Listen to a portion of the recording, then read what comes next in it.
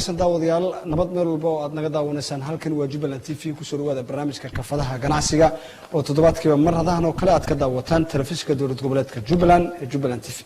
qodobada xiisaha badan ee barnaamijka aan ku hayno waxaa kamid ah barnaamijka oo sidaad la socotaan dhowr xubnood ka kooban dabcan waxaynu ku eegi doonaa qaybta koobaad waraysi gaar ah oo aynu la yeelanay gudoomiyaha guud ee markaasi kambaniga AJ ama AG Nutrition dabcan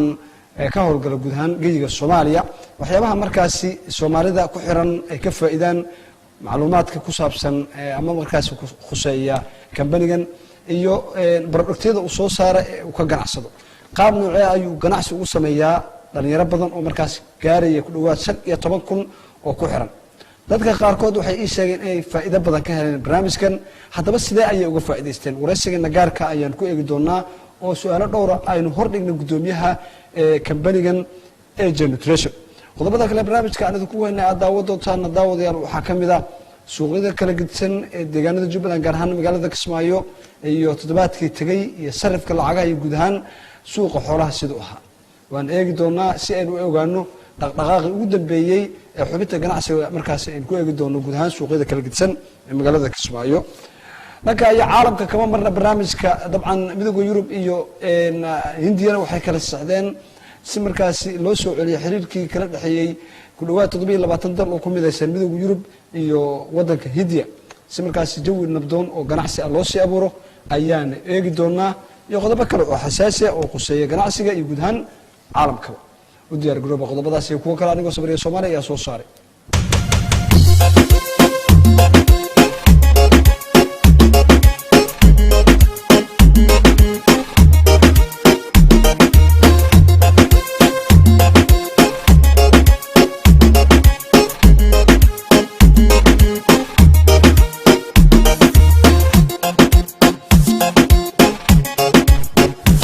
aan ku bilaabay dabcan Soomaaliya waxa ka howlgashay ku dhawaad muddo sanad ah shirkad lagu magacaabo AJ Nutrition haddaba shirkaddan maxay ahayd dad badan ayaa su'aalo iska weydiinaya shirkaddan iyo nooca ay u shaqeyso dadka qaarkood ayaa ii sheegay in faa'iido badan ay ka heleen sababta ay uga faa'iideen oo dhaqaale halkaas uga heleen maxay tahay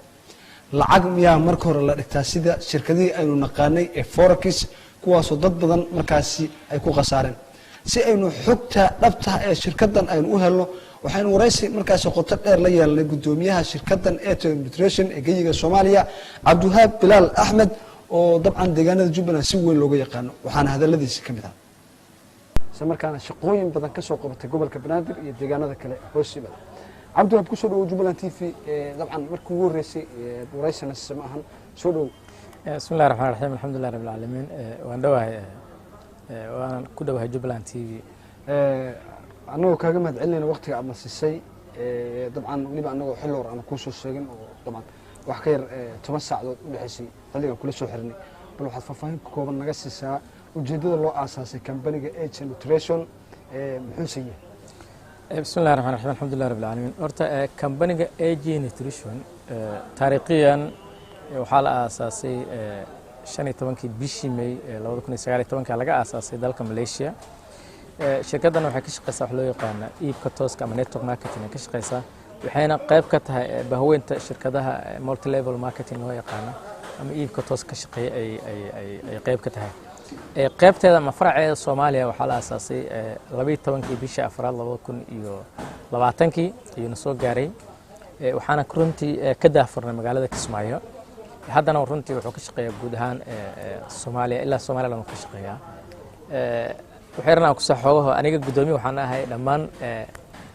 geyiga Soomaaliyeed ilaa Somaliland ayaan gudoomiye ka ahay oo kaliya Kismaayo iyo Muqdisho kaliya kama jiro dabcan bal noo raaci asal ahaan shirkadda xagee ka timid shirkadda asal ahaan waa shirkad ka timid dalka Malaysian base waaye shirkadda 2019 bishii shanaad lagu aasaasay dalka Malaysia magaalada madaxda Kuala Lumpur waxaan hadda ka shaqeysaa ugu yaraan 32 wadan oo caalamka tirsan ka shaqeysaa oo Soomaaliya ay qayb ka tahay waxyaabaha aad dabcan ka shaqeysaan bal faahfaahin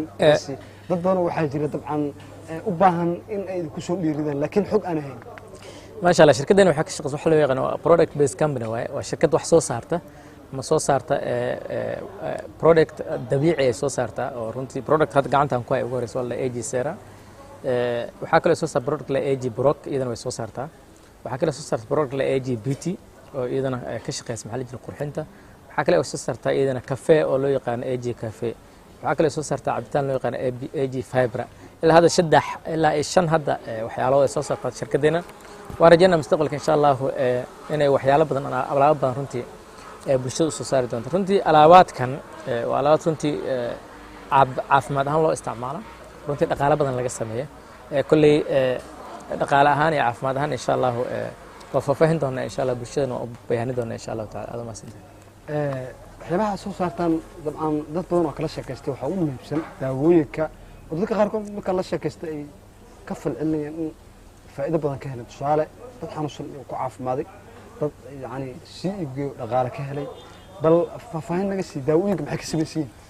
daawadan saa u aragto waxay ka samaysan tahay runtii geeda iyo qudrad iyo miro ka baxa dalkeena iyo qaar dalkeena dibadiisa ka baxa waxyaalaha lagu farsamay hadda daawadan hadda AG seerada waxaa ka mid ah geedka loo yaqaan huruudka geedka loo yaqaan qamadida geedka loo yaqaan tufaaxa geedka loo yaqaan canabka geedka loo yaqaan blackberryda maxaa la jiray miro loo yaqaan waxaa la jiray sakura extract iyo hope leaf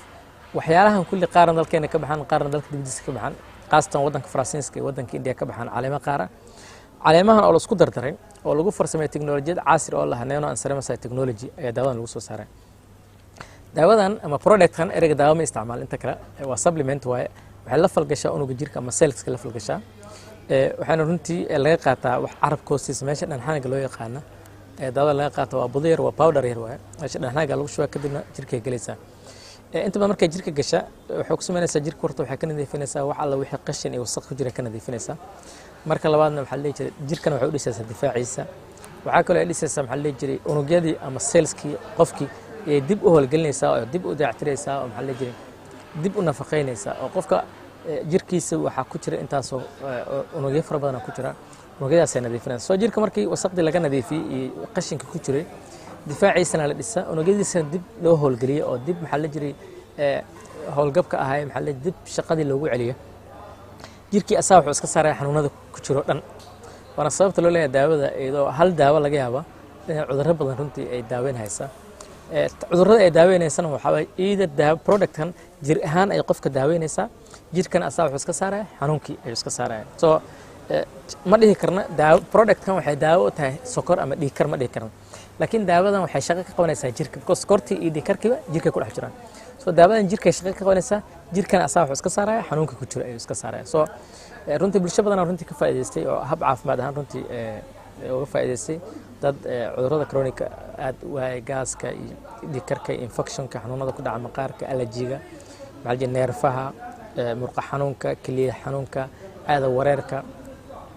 dalmalaanta eeba dhalmada bixiyay maxaa la jiray iyada hata bulsho badan runtii dad badan ilaa 3 sano 4 sano aan isku dhalino daawada inta isticmaalaan ilaahay uu kala siiyay mar walba wax walba anaga caalamkan uu haya waa un dadaal la sameeynaa ma wax garanti loo hayo waxaas uu sameeynaa mar walba daawada samada ka imaado xaq alle ka imaado mar walba laakiin waxaan qayb ka nahay inta dadaalka sameynayso maxaa la jiray wax sameynayso insha Allah taala waana wax side effect ma laha productkan wax saameyn caafimaad leh oo kaliya waxa ka reeban oo isticmaali karaan hooyada nuujinaysa midda uur kale iyo cunuga 3 sano ka yar intana sababta ay u isticmaalaan waxa way waxa loo dareemaa hooyada ma aha waa cunug yar oo intaas bay nuujinayso waa cunug yar cellskiisa ama unugiisa cusub yahay uma baahna mar labaad in dib loo bacrimiyo ama dib loo howlgeliyo uma baahna soo productkan runtii wax badan ay runtii bulshada ka qabatay waa rajaynaa insha Allah bulsho badan caafimaad bulsho badan Soomaaliyeed inay caafimaad ahaan u faa'iido doonaan dhaqaale ahaan runtii dhaqaale badan aad laga sameeyo runtii oo insha Allah taala aan rajaynaa insha Allah bulshadeena inay shaqo awoor u noqon doonto ganacsi iyo dhaqaale badan runtii ka soo saaran doona insha Allah taala waa gartay bal faahfaahin naga sii iyadana dadka ku xiran kabarigan muddada ka shaqeynaya guud ahaan geeyiga Soomaaliya sida ugu faa'iideystaan runtii kamana horta dhaqaale fara badan laga sameeyaa Soomaalida aad u jeceshaa markii laga sheekeynayo dhaqaalaha company-gan wuxuu ku leeyahay qaabka loo shaqeeyo waxa weeye company-gan wuxuu ku leeyahay marka hore sabriyo soo dhawo wax iga iibsa wax soo saarka iga iibsa marka iibsata kadibna waxa ay keentaa macmiil ama customer wax iga iibsada kadibna aad waxaan ku siinayaa commission wadadaas ayuu company ku shaqeeyaa oo kaliya waxa weeye in company wax soo saarkiisa iibsado maanta laba xabo daawada ka iibsata درجة لا بيزك لها وحلوي إبصار لا واحد بود دابك إبصنيسا لا حبة الريد واقع استعمالش فايدي تايدي وأركتي كدبنا أديك يقف كلام صوادي وأنا ده فرصتي كالي فرصة ماشي وحتى لا دهوهان عف مادان أو فايد سنين kadib markaa iniga labadiin waxay iibsateen kambaniga aniga wuxuu ii ogolahay inuu commission ugu siiyo dadaalkii aan soo bixiyo tusaale qofka koowaad tusaale markaa adiga ku geeyo oo kale kambaniga aan ku geeyo maanta adaan ku geeyo laba xabo daawa iibsatay anna horaan u sii iibsaday waxaan adiga kaa faa'iidaa lacag $22 kambaniga dib igu soo celinaya lacagtu ii soo celinayana ma ahan lacagtii adaa bixisay shirkadda iyada lacagteedii waxay iga siinaysaa oo shirkadda waxay ku leedahay 30% ayaan ku siinayaa qofka waxa markuu iibsada ayuu ku siinayaa oo lacag kambaniga uu leeyahay ayuu ku siinayaa oo la dhaha maxaa la jiray e-money lacag loo ku siinayaa asaga iska leeyahay so habkaa fudud waay oo kaliya waxaa weeye shirkaddan waxaa ka shaqaysan kara kuma xirna inaad shahaado haysta kuma xirna inaad jaamacad ka soo baxday kuma xirna maxaa la jiray inaad professor tahay kuma xirna maxaa la jiray inaad guri joog tahay qof walba oo Soomaaliyeed ama qof walba caalamka jooga ka shaqaysan kara oo kaliya adiga ma tahay qof firfircoon oo bulsho wax ka dhaadhicin kara ama bulsho fariin gaarsiin kara wuxuu ku shaqeeyaa wax loo yaqaan word mouth advertising oo la xayeysiin oo afku ku shaqeeya adiga xayeysiin afku ku sameyn kartaa daawadan wax soo saar leedahay tayo leedahay ma sameyn kartaa jawaabta dee haa tahay runtii kambani waxa ka sameyn kartaa dhaqaale aad u fara badan runtii sabri marka anaga kambaniga aan bilaabaynay bishii afraad dad badanaa runtii kambaniga nagu soo biiray oo darajada koowaad ka bilaabay oo 95 oo maantana maraya darajo loo yaqaan Rising Star oo bishii $4,500 ka qaatay waxaa laga yaabaa dadka inaysan marka laga sheekeynaya inaysan aaminaynin laakiin waxaan haynaa xaqiiqo ah hooyo Soomaaliyeed oo shaqaysanaysa oo waxna aan qorin waxna aan akhrinin oo hooyo Soomaaliyeed gurigeeda joogtay oo kambaniga markaa Muqdisho aan geynay iska diiwaan gelisay yaa maanta waxay maraysaa darajada Rising Star oo ah inay maxaa la jiray $20,000 ka badan ay ka shaqaysay haddana bil ahaan ay qaadanaysa lacag 4,000 iyo ka badan ay qaadanaysa soo waa dareemi kartaa maanta waxaa laga yaabaa qofkeenan hay'ad u shaqeeya ama dawlad u shaqeeya wuxuu ku shaqeynaa inay wax yar oo kooban oo runtii haddana lagu kontroolayo oo shaqada soo galay iyo soo gashay leeyahay kambanigana wuxuu qofka u siinaa waxa xurriyad maxaa la jiray adiga si independent la u shaqeysad iyadoo cidna ay ku qasbeen iyadoo cidna ay pressure ku saareen yaa inta shaqeysata maxaa la jiray yaa haddana caawan iska saxan kartaa birna waa shaqeysan mar walba qiyaarkaada leedahay haddana dhaqaale ahaan waxa bishii aad soo xareynayso way ka badan tahay midka subax walba u kala lahay shaqada nolol maalmeedkiisa raadsanay runtii oo kaliya waxay tahay ma tahay qof bulsho wax ka dhaadhicin kara ama bulsho wax fahansiin kara jawaabta hadda taata runtii kambaniga waxa ka sameyn kartaa dhaqaalaha ugu fara badan runtii intaan hadda jirnay kambanigeena macmiil ahaan ilaa waxa ka faa'iideystay ilaa 15,000 qof Soomaaliya geey Soomaaliya ilaa Soomaaliland ka faa'iideystay dhaqaalaha runtii bulshadeena aan dib ugu celinina ilaa hadda wuxuu gaaraa lacag $580,000 aan dib ugu celinay oo macmiisheena aan dib ugu celinay waad dareemi kartaa shirkad hal sano gudahood ilaa 11 bilood aan jirnaa gudahood intaas waxa la jira dhaqaale dib ugu celisay ma jirta oo marayna hadda maanta Soomaaliya ka jira soo waxaan leenahay runtii meeshan dhaqaalaha taala lacaga taala barwaaqo taala kambaniga waa kambani qani ah waaye bulshada Soomaaliyeed waxaa ku dhiiradaan ka faa'iideystaan kambanigana waxa laga yaabaa su'aalaad badan oo waxa jirta inta badan la weydiiyo ah kambanigan qoliyihii la dhihi jiray ii sheeg waxaa jira ka dhaxgalay dabcan xoogaa dadku wali maskaxdooda way daalan tahay oo waxa ku dhex jira ama ka dhex guuxaya qoliyihii forex sax dabcan dad badan maartay kala gaabiyey ama maartay dhibaatay marka farqiga u dhaxeeya muxuu yahay si dadka ay u qancaan farqiga u dhaxeeya waxa waa annaga kambanigeena lacag meel ma dhiganaysid kambanigeena wax baa ka iibsanay tusaale hadda maanta baclaan tagaba shaatan ka soo iibsa $40 laga siiyay tusaale shaatan laga siiyay gabadhii baclaha galaysa $40 si ana shaatigan soo qaatay bari lacag aan ku leeyahay jirtaa gabadha tusaale hadii dukaankeeda intee xirtaba ee guurta intee xakismay ka guurta ee xamar u guurta lacag ana ay galatay ma jiraan kambanigana waa saakol wax baa ka iibsanaysa wixii lacagta aad bixinayso wax uga iibsanayso wuxuu ku leeyahay wax iga iibsa ee lacag meel dhiga aan ku shaqeey kuma laha wax iga iibsuu ku leeyahay wixii ay iga iibsata haddana marka macmiil ii keento wax iga iibsada ayaan adag commission ku siinaa so kambanigana forex wuxuu uga dan wax baa ka iibsanaysa ee wax ma dhiganaysid maanta hadii aan taga $1 oo shacab Soomaaliyeed aan kala tagayn malaha because ninkii $95 wax buu daawo iga iibsay anina waxaan qaatay 90 kambaniga u diray kambaniga qofka system u furaya asaga uu leeyahay oo sabri uu leeyahay tusaale ahaan qofka labaad markuu wax iibsanaya systemkaada uga dhex iibinaysa deena shirkadda commission ku siinaysa soo mar walba kambaniga wax soo saarkiisa la iibsanahay ma ahan lacag meel u taaleyso oo qofka uu maalgashana oo meel u taaleyso maaha oo bil walba wax soo saaraysa maaha shaqada iyo wax soo saarka waxay ku xiran tahay hadba dadaalka aad bixiso hadda iska fariisato oo bulsho aadan keenin oo bulsho kambani ku soo xiran lacag kama sameyn kartid waa u sheegnaa qofka wadada way cadda war hadii bulsho aad keensto wax iibsanaysana lacag aan ku siinayna wax u keen ha cid u shaqeynayso malaha ani cid uma shaqeey 15,000 qof u shaqeey malaha nal naftiis asaas shaqeysa dhaqaalaha dalka iyo kobaca iyo dabcan wax soo saarka iyo weliba shaqo abuurka dhalinyarada door intee leeyahay ku leedina isla wallahi runtii waxaan isleeyahay runtii bulsho badan oo Soomaaliyeed mustaqbalay nololeedan company uu bedel runtii oo aniga aan koow ka ahay runtii aniga markaan company ku soo biiray gudoomiye dhalinyaro ah laakiin mishaar joogto ee dawladda ma siin jiray oo ma shaqaysan jiray maanta ma sha Allah waxaan heer maraa inaan anaga xafiisadeena ay ka shaqeeyaan intaas waxa la jiray qof ay ka shaqeeyaan macmiil ahaan ilaa 15,000 ugu yaraan 10,000 oo qoys Soomaaliyeed maanta aan isleeyahay wax bay ka soo saartaa company-gan oo qutulyoonkeeda ama nolol maalmeedkeeda ka soo saartaa runtii bulsho maalinka nagu soo biireysay ka fikiraysa waxa la jiray kirooyinkooda iyo waxbarashada ilmahooda yaa maanta runtii iyaga iska dhaafay in dadkooda bulshadooda kale inay wax tareen maraan runtii soo waxaan isleeyahay company-gan waa company la soo tijaabiyey Afrika iyo iska dhaafay caalamkan ilaa 32 waddan hadda maraya runtii si xawli ku socda runtii waa runtii company dhaqaale badan laga sameeyay runtii hadda waxaan rabnaa insha Allah gudaheeda inaan keeno dad dhaqaale 250,000 oo dollar ka badan ka sameeyay muddo hal sano gudahood ka sameeyay waa dareemi kartaa hal sano mishaaraad marka lacagta aad sameyn kartaa ama ganacsi aad markaa sameyn karto soo ganacsi adiga shakhsiyan aad iska leedahay intaas kun oo dollar ka sameynaysa muddo kooban runtii waa iska yarta oo kaliya waxay ku xiran tahay inaad bulsho dhista bulsho badan gaarsiisa bulsho badan isku xirsa team badan dhista waa team work meeshan aniga adeeg wada shaqaysanayna maanta laba qof aa keenaysa ana laba qof aa keenay abo laba qof aa keenay abay laba qof aa keenaysa waa isku dardarsanayna mar walba qofkii adiga aa keento toos aa u keento waxa ku leeyahay 130 qofkii adiga aa keento qofku sii keen wuxuu ku leeyahay 150 ku leeyahay mar walbana way go'an tahay waxa la jiray qaabka looga shaqeysto oo company-gu ku diyaar wuxuu ku leeyahay 115 ku siinaa 130 ku siinaa wax go'ana ka howlgalaysa adiga og tahay wixii waxa la jiray qofkii aa keentay aad ma santahay xafiisyada Soomaaliya hadda meelaha xafiisyada ku leeyahay maxaa kamid ah anaga xafiis waxaan ku leenahay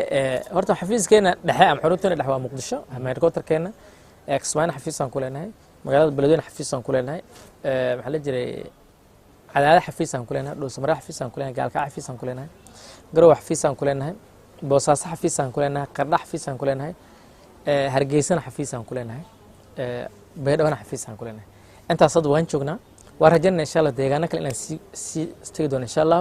qorsheyn hadda aan maagan waxa inaan si aad doono Djibouti iyo Ethiopia insha Allah taala dawlad deegaanka magaalada Jigjiga insha Allah idan aan xarin ku furi doono magaalada Sawanayna insha Allah stocks aan ka furi doono magaalada Jigjiga aan ka furi doono baalki magaalada Djibouti magaalada madaxda dalka Djibouti insha Allah aan ka furi doono waa qorshe noo diyaarsan insha Allah taala oo kaliya waxay ku xiran inaan helno dadkii maalgashan lahayd mar walba shirkadda waxa way xafiisyadaas oo dhan dad maalgashado oo aan siinaa qaab loo maalgashada leedahay oo gaar oo ka duwan qaabkan looga shaqeysto company-ga aad u maasantahay maadaama ay ku xirantahay wax ka badan 15,000 oo qof oo Soomaali ah oo dabcan halkan wax ka beesha ka shaqeysta ka waran sidee idin la macaamilaan dawladda dhexe Soomaaliya iyo dawladda xubnaha ka ah oo xubnahooda aad joogtaan horta dawladaha inta badan shatiya laga qaataa inkastoo maxaa la jiray dawladda dhexe waan ka qaadnay shati oo wasaaradda ganacsiga wasaaradda caafimaadkana cilad waxaa jirtay oo sharci baarlamaanka yaala Soomaaliya oo ah sharciga diiwaangelinta daawooyinka wali maxaa la jiray Muuse soo bixin oo dhowr jeer aan u tagnay laakiin waxay dhan wali sharciyadii maan helin oo iyaga ka war sugaynaa anaga mar walba diyaar oo aan dokumentigeena warqadaheeni iyo wax soo saarkeena diyaar u yahay alaabaadkeena hadda waxaan kala soo dagnaa airport-ka aan cadaan ka soo dagnaa wada sharciyan ku marnaa warqadaheeni ee wasaaradda ganacsiga san alaabta ku soo dejisana oo ku howlgalna gobolka Banaadirna waxaa la jiray warqada waan ka haysanaa hadda Kismaayo oo kala inkastoo wali aan wasaaradda ganacsiga ka qaadanin laakiin hay'adana wasuulada oo kale waan ka haysanaa shatiga oo sharciyadii macnaha amni ahaan inuu maxaa la jiray ay company-gu u yahay company aan wax mushkilad aan ku haynin waan gartay productigan dabcan daawo ku jirta si qurux badan u diyaarsan yahay xagee lagu sameeyay Soomaaliya mise halka productan waxa lagu soo saaraa dalka Malaysia company-yada iibka tooska waxay uga duwan ganacsi kale waxa waaye daawadan warshadii soo saartay iyo qofka isticmaala wax u dhaxay malaha macnaha gacmo saddexaad ma soo maraan waxa laga hadda wax soo saarka tusaale waxa laga sokorta anaga noo imaada Kismaayo imaada waxa laga laba gacmo ama saddex weyn ay soo maraan tusaale wax laga soo bedelo Brazil inay soo marta laga soo bedela Jabaankii mid kale lagu soo shuba soo harqaama meel kale la keenay marka waxa laga yaabaa sokor ay ku dhex daasanta inuu inta imaado oo Kismaayo loorarka lagu shubo company-gan productan sidan ay sajalka u tahay ay warshadii uga soo bixaysaa waxaana gacanta laga saaraa qofka isticmaalaya that's why network marketing waxa waaye waxa dhaxda ka baxaya gacmihii faraha badnaa wax soo saarkii shirkadda lahayd iyo qofka isticmaalaya looma dhaxeeyo waana waxyaalaha uga duwan yahay suuqyadan kale oo caadiga oo maxaa loo jeedaa aan ku gacan suuqa waxa soo uga duwan yahay bulshadan kale والله waxaan ugu baaqi lahaa qof walba Soomaaliyeed ama dhalinyarada Soomaaliyeed ama hooyooyinka Soomaaliyeed ama abooyinka Soomaaliyeed dhammaan wax ka reeba ma laha qof weyn iyo qof yarba company ka shaqaysan kara waxaan ugu baaqayaa inay company nutrition ku soo biiraan fursad dhaqaale ka sameeyaan anigu waxaan aaminsanahay ku kalsoonahay inay noloshooda wax badan ka bedeli doonaan company dhaqaale ahaan iyo caafimaad ahaan inta insha Allah taala so waxaan leeyahay waxaan ugu baaqaa waxa waaye company ka soo biira network marketing waxa ka faa'iideysta dadka marba fursadda markay kula taala runtii ka faa'iideysta anaga targetkeena waxa waaye 15 milyan oo qof inaan gaarno oo Soomaali ah ama aan ugu sii gudubna 100 milyan oo Ethiopia degan ama xal jir intaas Djibouti degan iyo targetkeena wadada aan hayno runtii wada aan leenahay bulshada wax badan ay ka bedelaysaa soo waxaan leenahay nagu soo biira safarka aan hayno nagu soo biira waa hal sano ka hor bisha afar sanadkan ka hor marka anaga Kismaayo aan ku soo bandhigay dadku inay la yaabeen kuwii nala yaabanay maanta waxay ku leeyihiin war ma sha Allah wax badan iska bedelay maxaa la jiray noloshada nolol ahaan waxba iska bedelay dhaqaale ahaan waxba iska bedelay waxa laga yaabaa rag maalinkii ugu orinay maanta inay soo xulintay imaadaan ama $100 $200 iga qaadan hayaan maalinkaasna ma awoodin because kuma laan taagnin laakiin maanta waa u awooda inaan nolol ahaan wax ka bedela inaan iyaga dhiirigeliyo inaan kor soo qaado inaan maxaa la jiray bulshada wax u taray maanta hadii dawladda hata ay intaas aan ka rabnaa waxa nin gaal noqon karaan marka hore nin kaligay baa dhahay soo aad u mahadsantahay waa rajayna insha Allah dhammaan dhalinyarada Soomaaliyeed fursadaha ka faa'iideysan company runtii dhaqaale badan oo runtii laga shaqeynayo muddo hal sano gudahooda $580,000 ka badan dadkeen u celinay oo dib ugu celinay oo lacagtaas waa lacag qof walba oo Soomaali ah 15,000 wax ka soo gaaray ama kun ka soo gaartay ama 2,000 ka soo gaartay ama 3,000 hooyada aan ku sheegay ilaa $38,000 waa ka soo gaartay company wadreemi kartaa $95 marka iga sheekaysa qaabka 95 ay ku bilowday hada waa kala xishooday inaan odagayga u sheegay 95 koos xaalad waa iska adkeed oo 95 miyaad daawo ku gadaysa anagoo u baahan armo idhaato waa ka cabsayda laakiin ma sha Allah maanta mustaqbal ahaan way bedeshay reer ahaan way bedeshay dhaqaale ahaan runtii kor u soo kacday oo waxay malaysaa in nolosha ay ku jiraan nolol ka bedel maanta ay ku jiraan ma sha Allah alxamdulillah ilaahu barakeen leeyahay dhamaantiin waxaan leeyahay gacmaha isqabsan wada jirka iyo isku tashiga hadii anaga aan aamina dalkeena fursadaha jiran aan ka faa'iideysan waxaan aaminsanahay in wax badan runtii aan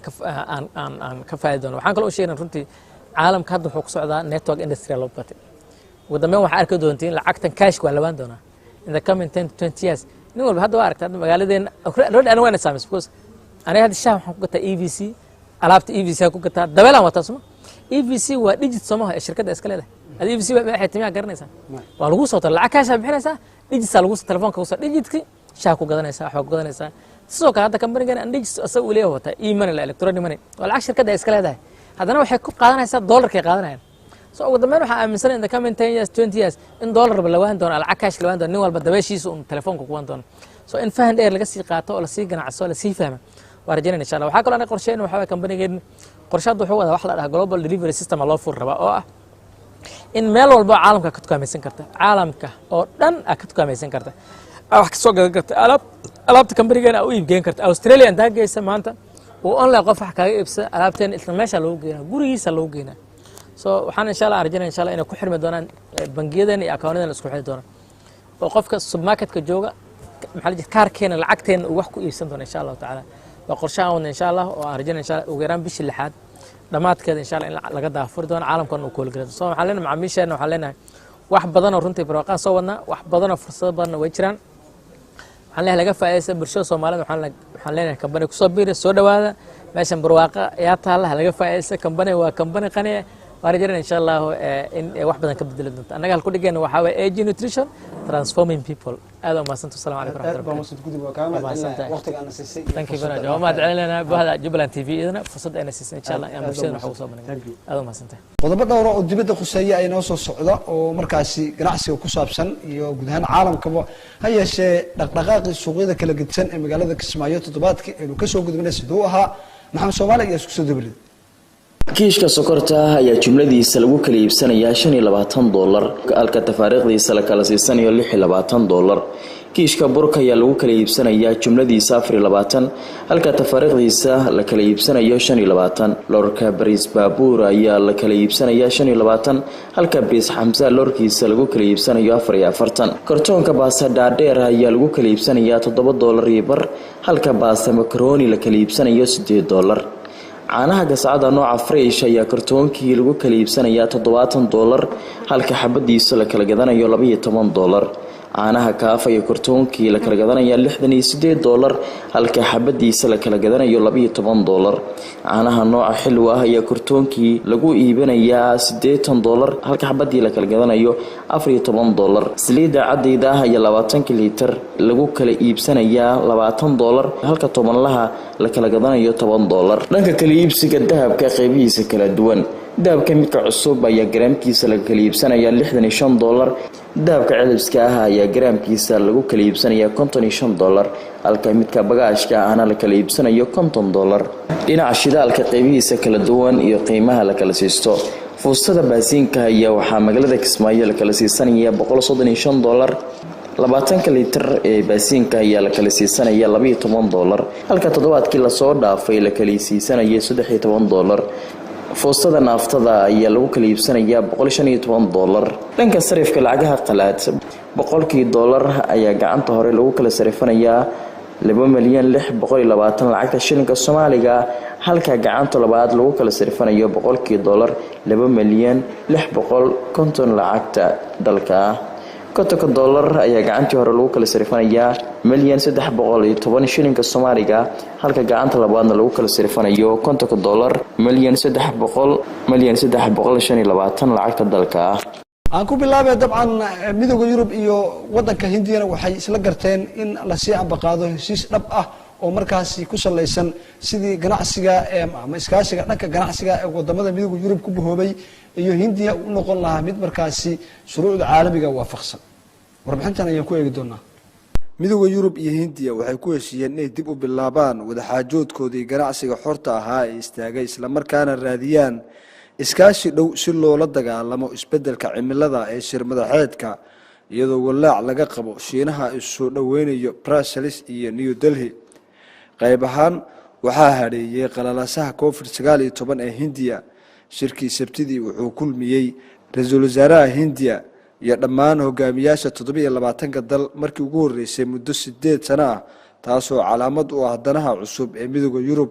ee gobolka markaasi Indo-Pacific. shirarkii hore ee midowga Yurub Hindiya waxay ku kulug lahaayeen kaliya ra'iisul wasaaraha Hindiya iyo madaxa fulinta iyo gudoomiyaha midowga Yurub. waxaan ku heshiinay in aan dib u bilowno wada xaajoodka heshiis ganacsi oo ka jawaabi doona caqabadaha taagan. hogaamiyaasha midowga Yurub iyo Hindiya ayaa ku yiri bayaan ay soo saareen wada hadallada kadib, iyagoo intaasi ku daray in wada hadallada ay si ay u guuleystaan labada dhinac ay tahay in ay xaliyaan arrimaha marin u helka ee arrimaha suuqa ku saabsan. isbarbaryaaca midowga Yurub iyo Hindiya waxay bilaabi doonaan wada hadal ku saabsan heshiis ilaalin maalgashi oo gaar ah iyo heshiis ku saabsan tilmaamaha juquraafi. inta u dhaxaysa midowga Yurub iyo Hindiya waxaa ka dhaxeeya xiriir dhow, laakiin sidoo kale waxyaabo badan oo aan laga faa'iideysan karin, ayay tiri madaxweynaha guddiga Yurub. awoodda ugu badan ee markaasi laga faa'iideysan waa ganacsiga iyo maalgashiga. kasokow kabashada Shiinaha ee markaasi lamaanaha ganacsiga ee aan fiicnayn ee awoodda la tartamaya iyadoo oo joogitaanka militariga sii kordhiya ayaa ka naxisay galbeedka iyo xulufadooda India Pacific, halkaas oo Brussels ay rabto in ay saameyn badan ku yeelato. waxaan ku heshiinay in maadaama ay yihiin labada dawladood ee adduunka ugu weyn ee dimuqraadiyadda midowga Yurub iyo Hindiya ay dan guud kala yihiin xaqiijinta amniga, barwaaqada iyo horumarka waara ee adduunyo badan oo wadajir ah, ayaa lagu yiri war-saxaafadeedka wadajirka ah ee hogaamiyaha Jarmalka Angela Merkel ay soo dhaweysay dib u bilaabashada wada hadallada dabcan ama wada xaajoodyada si ay markaasi dhabihii loo baahnaa u sii qaadaan. waxay sheegtay inay rajeynayso in shaqadu hore uga socon doonto xawaare aad u dheereeya. wada hadalladii ganacsiga ee midowga Yurub iyo Hindiya ayaa markaasi la xayiray sanadkii 2013 khilaafaadyo ay markaasi ka mid yihiin dhimista canshuuraha, ilaalinta xuquuqda lahaanshaha amniga xogta iyo sidoo kale xuquuqda ay leeyihiin xirfadleyda Hindida ah in ay markaasi ka shaqeeyaan Yurub. ugu dambeyntiina dalka Turkiga sicir barar ayaa laga soo sheegayaa in uu markaasi si weyn u saameeyay, iyadoo sicir bararkaasina uu garab socdo dabcan saameynta caabuqa COVID-19 oo Turkiga markaasi si weyn dhaqaalihiisa iyo ganacsigiisa u saameysay. haddaba si aynu u ogaano xogta ugu dambeysay warbixintan aynu daawano. bangiga dhexe ee Turkigu wuxuu qabtay dulsaarkiisii muhiimka ah ee joogtada 19% sida la filayo khamiista soo socota wuxuu ku celceliyay ballanqaad ah in uu ka ilaaliyo sicir bar taas oo bangigu markaasi rajeynayay in uu markaasi qaboobo kadib markii uu kor u kacay 17% maadaama qiimaha lira uu hoos u dhacay leeraha ayaa daadiyay 13% tan iyo bartamihii bishii Maarso markii madaxweyne Rajab Tayyip Erdogan uu ka naxiyay suuqyada isagoo u magacaabay Sahab oo ahaa nin si cad u dhaleeceeya siyaasadda lacagta adag ee Turkiga gudoomiyaha bangiga dhexe laakiin lacagta ayaa wax yar ka hor u kacday kadib markii bangiga dhexe uu sheegay in uu sii wadi doono heerka uu hadda marayo ilaa sicir bararku hoos u dhaco sida ku xusan saadaasha la daabacay isbuucii hore taas oo ay saadaalisay in cadaadiska sicirka uu fududaan doono bilowga bishan bangiga dhexe ayaa sidoo kale sheegay in kororka sicirka ee la soo dhaafay oo ay ku jiraan kii ugu dambeeyay ee bishii Maarso ay bilaabeen in ay qaboojiyaan baahida dhaqaalaha waxay sidoo kale hoos u dhigtay tixraac lagu sameeyay bayaanka siyaasadeed ee Abriil si loo ilaaliyo heerka adag ee lacagta iyadoo sicirka aan laga bedelin bishii labaad oo toos ah wuxuu yiri hagitaanka cusub wuxuu muujinayaa in siyaasadda lacagta adag aan markaasi laga tagi doonin sida ugu dhaqsiyaha badan bisha Juun maalgashadayaasha ajaanibta ah waxay markaasi ka carareen hantidii Turkiga waxayna daadiyeen liratan iyo 20 Maarso markii madaxweyne Erdogan uu shaqada ka ceeriyay madaxii bangiga dhexe ee markaasi siyaasiga xushmada badan ee Nazi Akbal taasoo horseedaysa sicir bararka la xiriira ganacsiga ee ku tiirsan Turkiga toddobaadkii hore bangiga dhexe wuxuu sare u qaaday rajadiisa sicir bararka dhamaadka sanadka ilaa 12.2% 9.4% weli wuxuu ku hooseeyaa rajada suuqa waxay filaysaa sicir bararku in uu hoos u dhaco laga bilaabo Abriil markii ay kor u kacday 17.14% heerkeedii ugu sareysay muddo ku dhow 2 sano iyadoo la tixraacayo heerarka sare ee sicir bararka iyo sidoo kale sicir bararka mowqifka siyaasadda lacageed ee hadda waa la ilaalin doonaa ilaa inta laga gaarayo oo soo dhaca weyn ee wadada saadaasha waxay intaasi ku dartay in mowqifka ciriiriga ahi uu saameyn hoos u dhaca ku yeeshay amaahda iyo dalabaadka gudaha ra'yi ururin ay sameysay wakaaladda wararka ee Reuters dhammaan 18 dhaqaaliyahan ayaa saadaaliyay in bangiga uu ilaalin doono sicirka siyaasaddiisa ee isbuuca oo aan markaasi la bedeli doonin ka hor inta uusan sahlin rubaca saddexaad falaqayaal badan ayaa filaya in sicir bararku sii kordhayo bisha iyadoo markaasi ama bishan aynu ku guda jirno iyadoo suurtagalnimada bisha Juun ee 6 ama bisha 6 ee sanadkan ilaa bishii afraad ee la soo dhaafay uu hoos u dhaca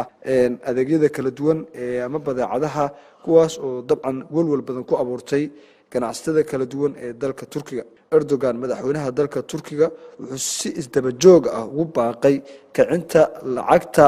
si kor loogu qaado kobaca dhaqaalaha wuxuu 2 sano gudahood shaqada ka ceyriyay 3 madax bangi taasoo meesha ka saartay kalsoonidii lacageed bangiga dhexe wuxuu ilaaliyay dhawaaq kasta oo ku saabsan ama markaasi wax kasta oo looga digayo in sicirka uu si aad u kaco